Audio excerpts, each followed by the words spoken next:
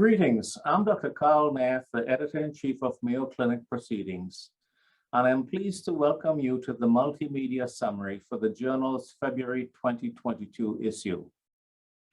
There are 3 articles that have been selected as our Editor's Choice or Highlights articles this month.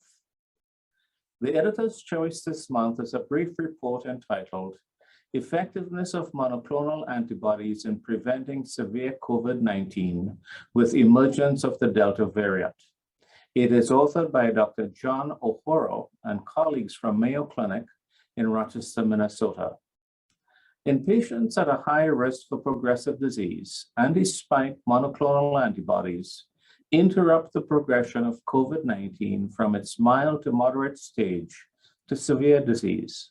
The latter usually attended by increased need for hospitalization and increased morbidity and mortality. In a prior issue of Mayo Clinic Proceedings this year, Razanable et al.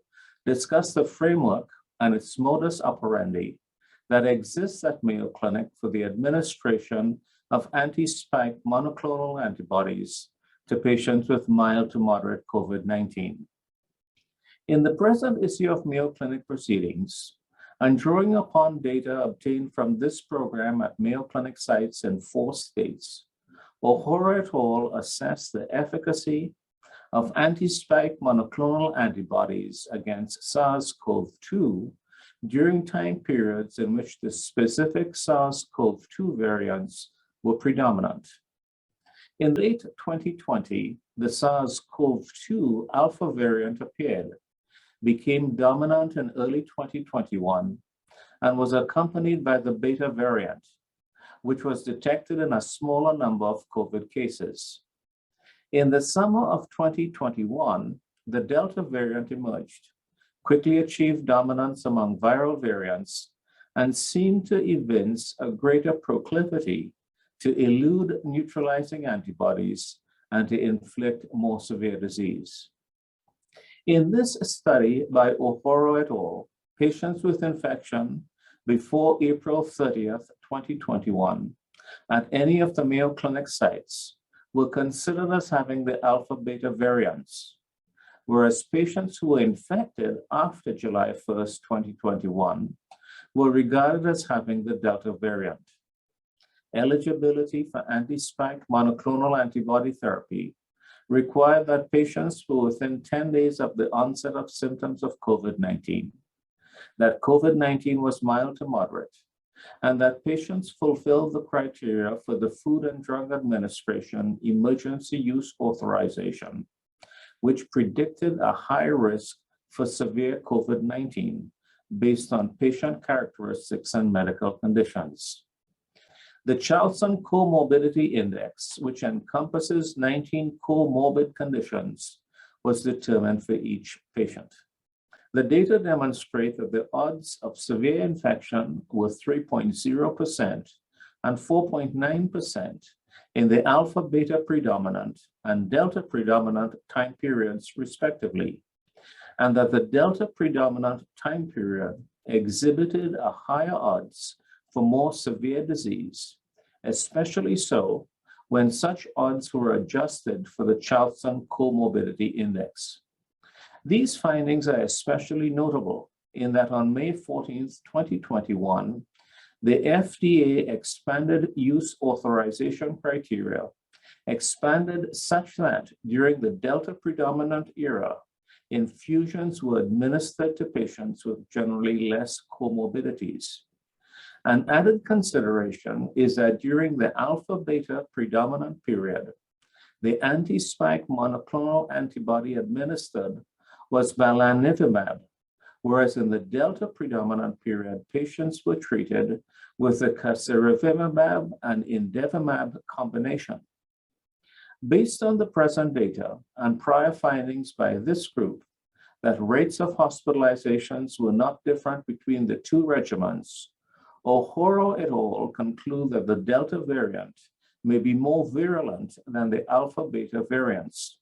However, the authors leave open the much less likely possibility that the casirivimab-indevimab combination may be less effective than bamlanivimab.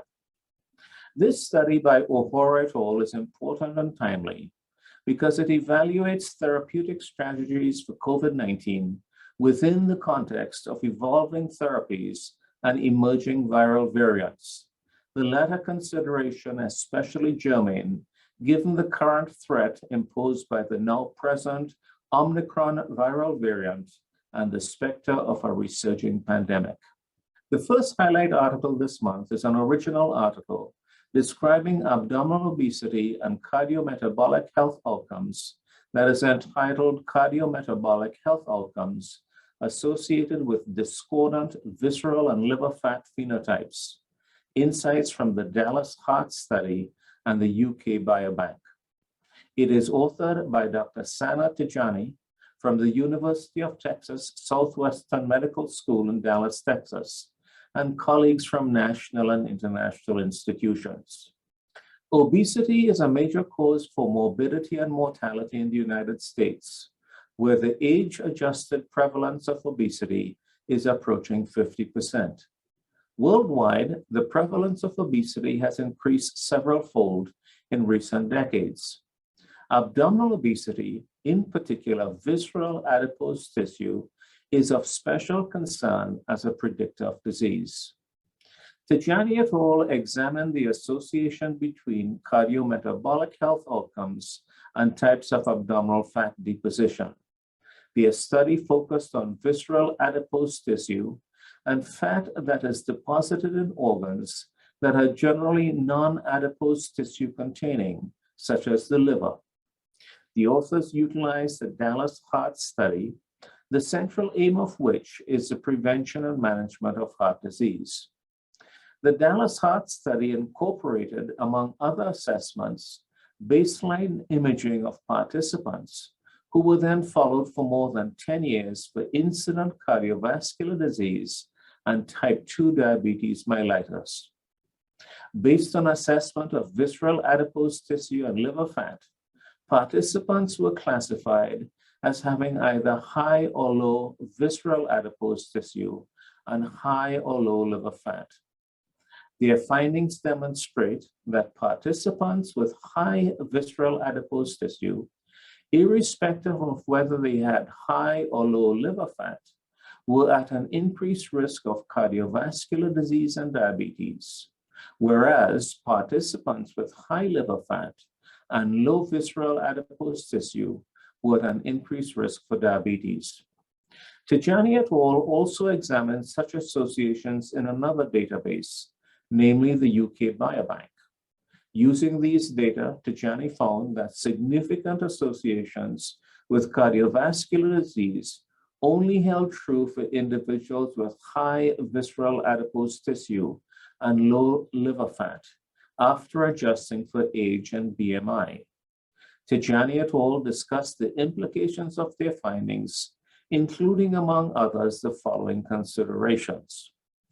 First, obesity as defined by anthropometry does not fully convey the risk for disease, as the type of abdominal fat deposition may be associated with an increased risk for specific types of cardiometabolic disease. Second, investigation of therapeutic approaches for weight loss may consider including an assessment of the site and type of adiposity of participants in such studies and how the specific type of fat deposits are altered in response to these strategies. Third, the intriguing and perhaps unexpected finding that low liver fat, when present with high visceral adipose tissue, robustly associates with cardiovascular disease is germane to strategies that seek to lower liver fat in non-alcoholic fatty liver disease. Specifically, the present findings would suggest that lowering liver fat without concomitantly lowering visceral adipose tissue may actually increase the risk for cardiovascular diseases.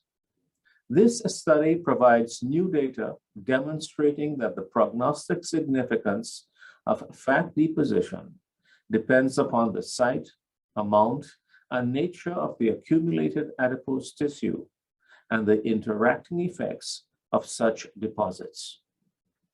Our second highlight article this month is an original article that is entitled Social Determinants of Health Among Non-Elderly Adults with Stroke in the United States. It is authored by Dr. Safi Khan from West Virginia University in Morgantown, West Virginia, and colleagues from other institutions in the United States. Mortality from stroke in the elderly is decreasing, whereas the prevalence of stroke and its attendant mortality have increased in non-elderly individuals in recent years. Based on data obtained from the National Health Interview Survey, Khan et al. Examined the association between social determinants of health and the prevalence of stroke in young individuals, that is, 18 to 45 years old, and middle-aged individuals, that is, 45 to 64 years old. Social determinants of health were scored based on a model developed by the Kaiser Family Foundation that involved a cumulative assessment of responses to 35 subcomponents that encompass 5 domains, the latter involving economic stability, access to healthcare, community and social context, neighborhood, food, and education. More than 50% of the study group were in the young age range, in whom 20% of strokes occurred. Individuals with a stroke reported unfavorable responses to the vast majority of the 39 subcomponents of social determinants of health. Approximately 50% of strokes were reported in individuals with a 4th quartile score for social determinants of health. Notably, there was a progressive increase in the prevalence of stroke adjusted for age as the score for social determinants of health increased from the 1st to the 4th quartile. Stroke was almost 3 times more likely to occur in individuals with scores in the 4th quartile as compared with those in the 1st quartile, after adjustments for assorted demographic characteristics and risk factors for cardiovascular disease. This important study underscores the significance of social determinants of health in the prevalence of stroke in young and middle-aged individuals, and why addressing such determinants is such a vital component of major healthcare initiatives. You can access these highlights and editor's choice articles free of charge during the entire month of February.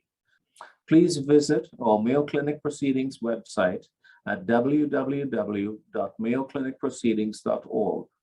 There you'll find links to our social media by clicking the buttons at the top of the home page and at the bottom of any page to follow us on Facebook, Twitter, and YouTube.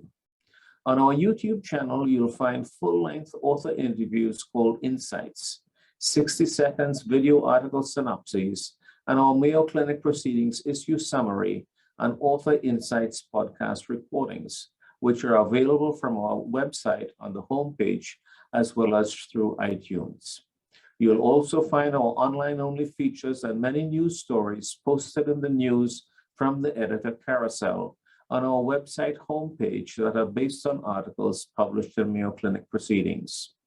And finally, you'll see other free content as well as articles published online in press.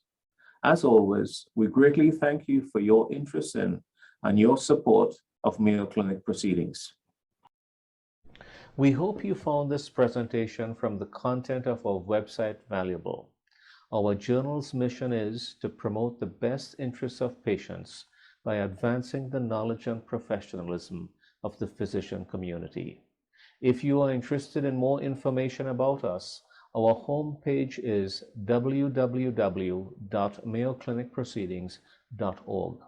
There you'll find access to information for our social media content, such as additional videos on our YouTube channel or journal updates on Facebook. You can also follow us on Twitter. More information about healthcare at Mayo Clinic is available at www.mayoclinic.org. This video content is copyrighted by Mayo Foundation for Medical Education and Research.